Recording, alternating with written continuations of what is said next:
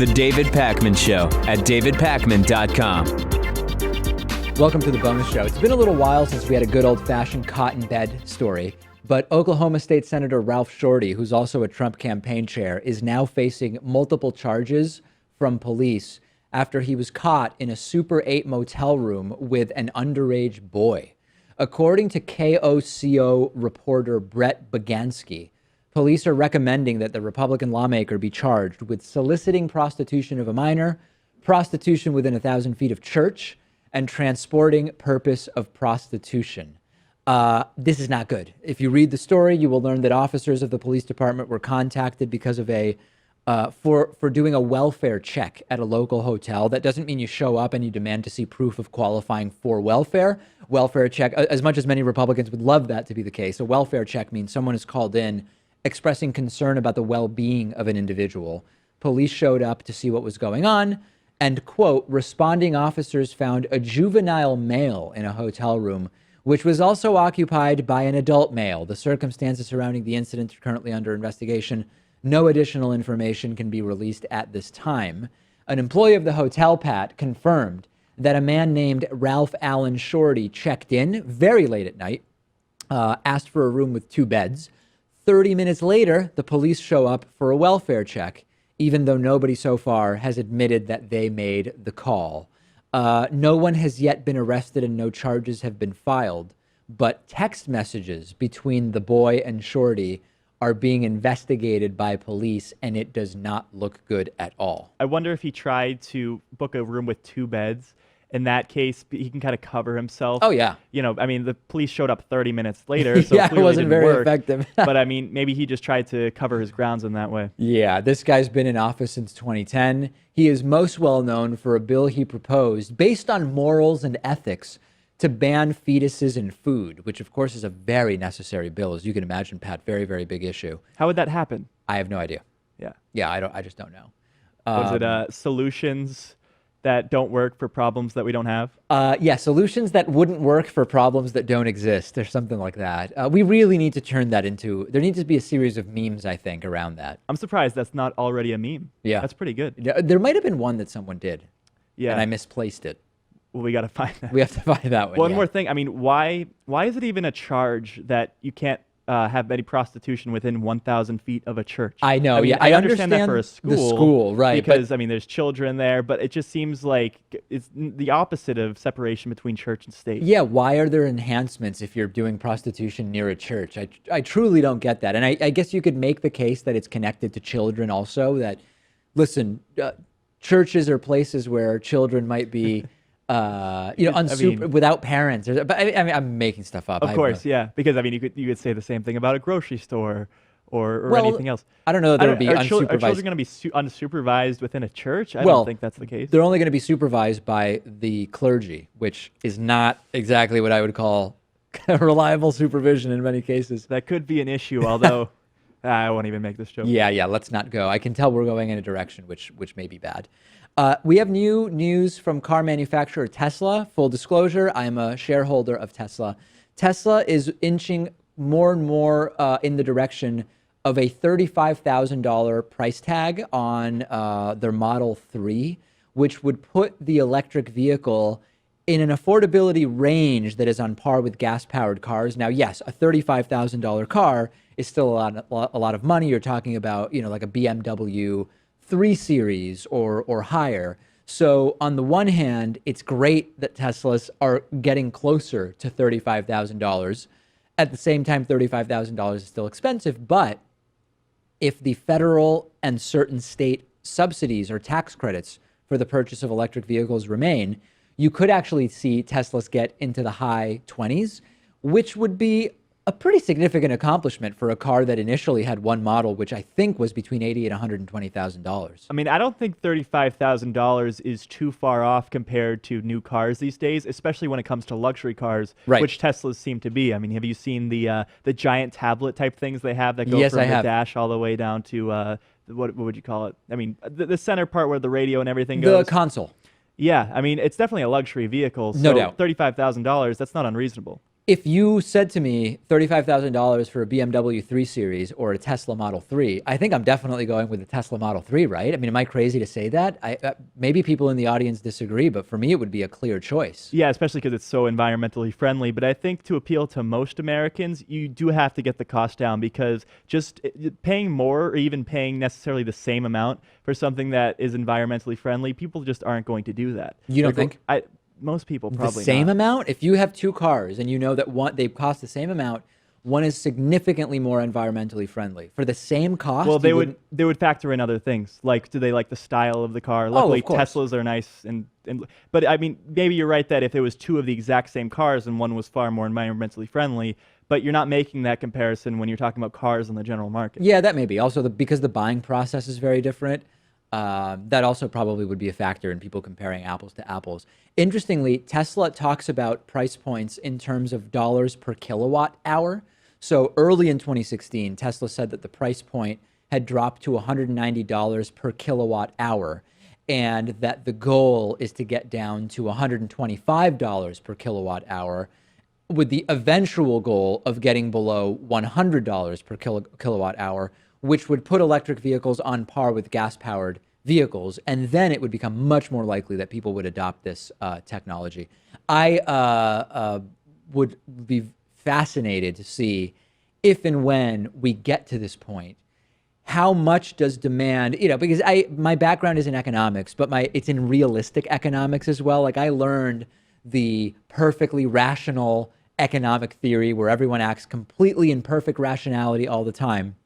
But then my studies of behavioral economics and more practical economics have led me to realize that it's good to understand the hypothetical, totally rational actors of traditional economic theory, but it's not real, right? Well, would you say just from your university experience that you're more given a free market type Oh, of absolutely. approach, or more Keynesian? It's Absolutely. definitely free market types in the economic field. No doubt. I mean, I went at the University of Massachusetts when I had Professor Richard Wolff. That was one of the most alternative economics departments that there was at the time, but still it's by and large neoclassical Keynesian economics. And understanding now that humans are not perfectly rational consumers, and there's endless examples of that, I would be very curious to see if and when the prices get this low, what will happen to demand for these vehicles, and will companies like Tesla and others be able to meet that demand? I would love to see Elon Musk combine his two big business ventures here. And so his SpaceX expedition is going to have people orbit the moon. Yeah. And now he's having Tesla costs go way down. So Flying maybe cars? he could combine the two things. Is it that far out there at this point? Not really. No. I mean, I know that flying cars is often thought of as this imaginary benchmark for whether we're in the future, but I actually don't think flying cars are that far off, particularly with quadcopter drone. Like, if you imagine a flying car that needs a runway to take off, that's one paradigm. But when you think about a bigger version of a quadcopter drone that can take off vertically, there's already prototypes of that. Right. I mean, this whole flying cars idea probably came from the Jetsons in the 1950s view of the future, because everyone started to have cars at that time. So it was just easy to imagine flying cars would be the next big thing. Naturally, But yeah. is that even a safe option as compared to just automated vehicles at this point? I would think that, Well- I mean, if you're flying unnecessarily, it seems that maybe getting into a crash would be less likely to happen. But if you did, you would probably die. You would plummet to the earth and it would be terrible. Yeah, I don't know. I mean, I think that if you establish that flying car, the technology is going to be able to make it quite safe. If you establish a system where they are automated flying cars, there are established paths. You can't just fly in any direction. There would be sort of roads, right, in the air. And you can equip some of these quadcopters with a parachute-like device. I think you can make it pretty damn safe. I mean, we already have autopilot, so is it that far off? Yeah, I don't think it's that far off. I think it's more it's going to be the question of cost, accessibility, and regulations. Hey, speaking of nonsense regulations, I live in the neighborhood of South Boston in Boston, and there's this thing. I don't know if this is in all of Boston or specifically in South Boston. It may affect other parts of Boston and the surrounding areas, but the center of this issue is definitely Southie. Something called space savers. Okay, you can Google this: Boston space savers snow. When it snows, in my neighborhood, most of the streets it's a combination of two-way and one-way streets, but there's typically parking on both sides. And if it snows at all, the street narrows so that it becomes very difficult to clean your car off of snow, to clean the snow off of your car. It becomes very difficult for cars to go in both directions. When it really snows a lot, some of the streets are made into one-way streets until the snow starts melting. And as you'd imagine, it's packed as it is because in South Boston, it's mostly apartment complexes. Right. So even though the building may not take too much space on the street, there's so many people living in there that there's so many cars. So there's an unwritten rule that after it snowed, now for how long after it snowed, I couldn't tell you. I don't know if the rule is 24 hours, 48 hours, sometimes it goes longer. If you go through the trouble of cleaning out your car so that you can drive out and go to work, you are allowed to, and allowed, I don't know exactly what I even mean by allowed, to put a space saver there. Some people put a chair in there, like a lawn chair. Some people will put a cooler, the type of cooler you might bring to a picnic. Some people will put a trash barrel. I've seen brooms, for example, plastic chairs, whatever. And the etiquette is, if there's a space saver, you allow the person to keep that spot. And the logic of it is, you might have spent an hour or more digging out your car after a big snowstorm. To drive out and immediately have someone take your spot, it's considered impolite. And as the unwritten rules of etiquette go, if someone moves a space saver and parks their car there, you can anticipate that your car is going to get keyed. That'll happen. Or damaged, or a tire slashed, or whatever. This is insane. I mean, today when I drove out, the spot that was closest to my building had a chair in it, and it had, sort of snow around it. You could tell a car had dug out the minimal amount of snow needed to drive away and is expecting to come back into that spot. There was actually 2 years ago, before I lived here, during snowpocalypse, where it was like just crazy snow, unheard of snow in Boston. At a certain point, the mayor said, space savers will not be allowed after X date, which is sort of like an acceptance that the space savers are at least implicitly allowed up until that date. You know what I mean? It's not like there's a law on the books that allows you to put things in the road as a safe space saver, but if they're not going to enforce it, and clearly they're just going to put a temporary ban for the time being, then they seem to be okay with it. These are the moments when I am so appreciative that I have a garage in my building, because this is the type of thing that could really not only ruin your car, it could ruin your day. I mean, I have no idea, because it seems insane to be fighting out there over whether it was a space saver or a piece of trash that might have drifted into your parking spot. Yeah, you never really know. Maybe it was just some litter that came across. I actually have a similar problem, even though I live more on the outskirts of Boston. Yep. And instead of apartment buildings all over the place, it's more houses. I live right near Tufts University, which I'm fine with saying. And sometimes the students will come over and park and leave their cars there for days on end. Is that allowed? I mean, you're supposed to move the car every 48 hours, but it never gets enforced. I see. And the people who live there are always upset because, I mean, they are going to have a much tougher time parking, and the person that's parking right in front of their house in some instances never moves it and is never even around that area. Yeah, I could see how that would be pretty frustrating. So I've never heard of this outside of Boston. No, because, I mean, I think Boston is just so congested and compact that it seems like it's only an issue here. The weird thing is, that's what I used to think. But when I lived in New York City's population is exponentially, significantly, many times bigger than Boston's. In Manhattan, population density is insane. And you don't see space savers allowed. I mean, if you try to use a space saver in Manhattan, I think you'll get punched in the face.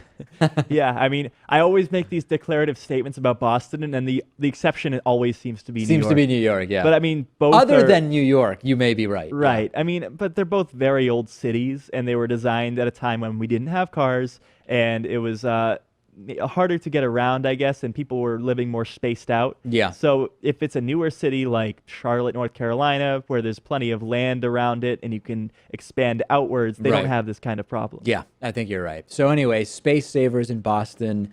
Yeah. My girlfriend and I are thinking about getting a second car so that she could drive to work, because her public transit is a mess to get to where she works, because she works in a what would be called an underprivileged neighborhood. And as is very common, the public transit to those neighborhoods is not good. She has to take 3 buses.